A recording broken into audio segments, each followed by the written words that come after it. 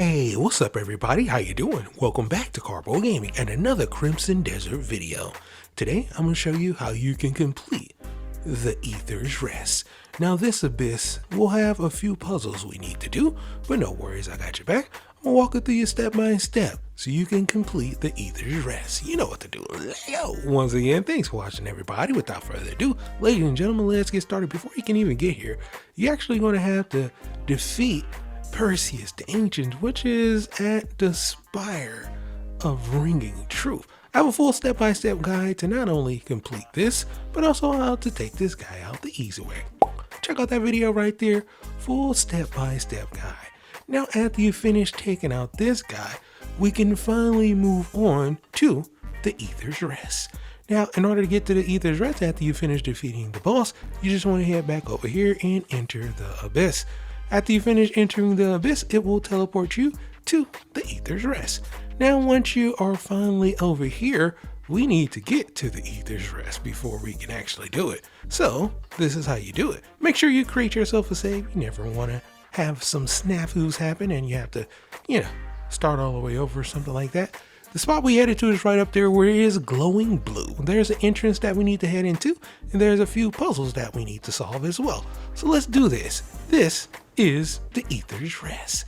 Make your way over here and we're going to float up using these different turbines in order to get to that entrance that we just saw. All right, so just float up, make sure you're just sitting over and it will lead you to the next one. Follow the direction that I'm going to make our way all the way up to the top where that entrance is for us to get into. As you can see, each time is going to blow us up just a little bit closer. So I'm gonna go ahead and float on over here to this one right here. Now this one is going to boost me up, but the spot that I needed to get into, you needed to get into, was just a little bit off. So I'm gonna just kick back right here and wait for this to go ahead and turn. So just bear with me as this thing turns. We are about to get started with today's puzzle. Once you make your way inside of here, there's going to be a few puzzles that we need to do.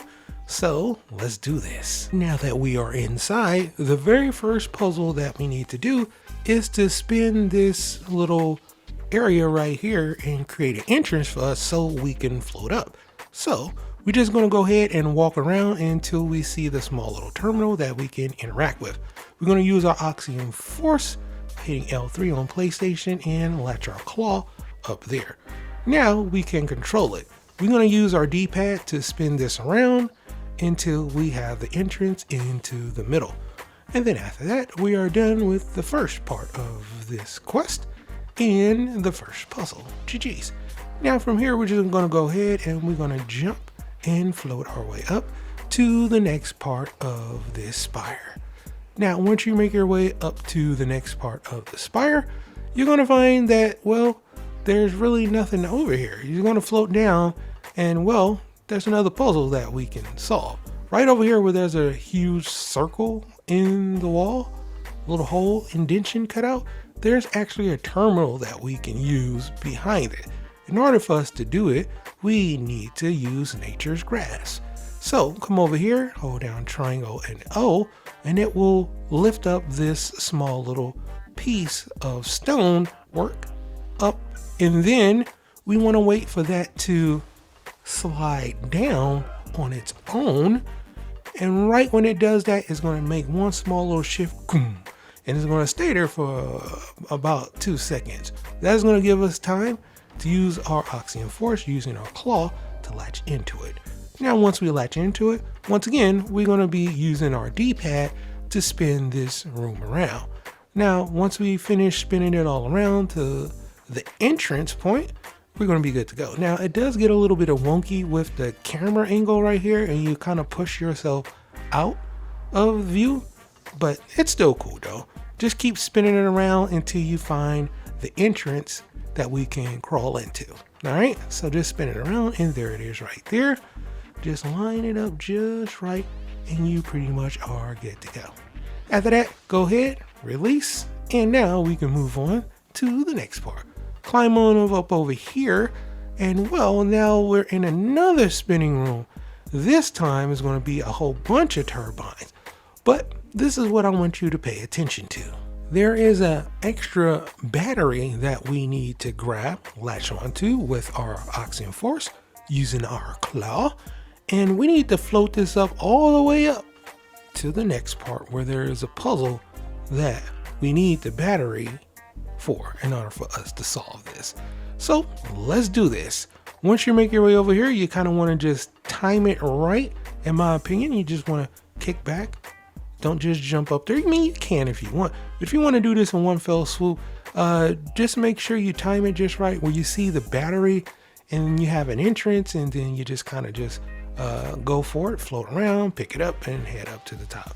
That's what I did. You can do this any way you want, but that's what I did. So there's the battery right there, glowing blue, right there, like so. I'm gonna go ahead and we're gonna start floating up. Now, like I said, we want to do this in one fell swoop. You can come back down and float back down and pick it up. It's not super hard. There's a lot of turbines over here, so you can easily float back up, but I wanted to do it in one motion. To the top, grab it, float up to the top with it, and get her done. And well, that's what I did. Hopefully you get it on your first try, like so. We're gonna float down and grab this bad boy. So we're gonna grab it, boom, we have it. Now I was taking a little bit of damage, so I pushed it away from me as I float back up, all the way up to the top. Here is the entrance. Now I'm just gonna pull it with me up here like so, and voila, we have the battery, and now we just need to place it. You wanna place the battery right over here on this square like so, and now we have entrance to the next part of the spire. Nice. Now that that's done, we want to use our force palm ability.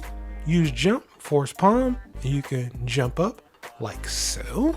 And from here, there's a huge turbine that's blowing wind this way towards the end of this spire. So just jump and glide, and it's gonna glide you all the way over here. Now I want you to pay attention to this.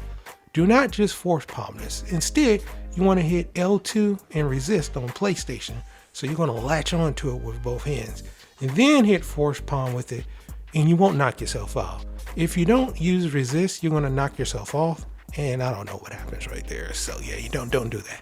After that, go ahead, jump up, and boom, just like that, the ether resist is completed, my dude. Make sure you pick yourself up an artifact, and you pretty much are good to go.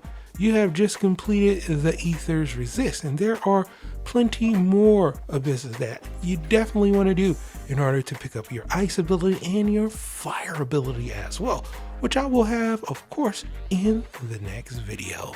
But for right now, that's pretty much going to do for this one. I hope you truly enjoyed it. Now, as always, if you're new to the channel, how you doing? Welcome. Don't forget to subscribe. Right here at Karpo Games, a little wide variety of videos range from updates, tips and tricks, guides and news, and a whole lot more. So hopefully you enjoyed this video. Once again, thank you for watching, and as always, I'll be seeing y'all in the next one. Later.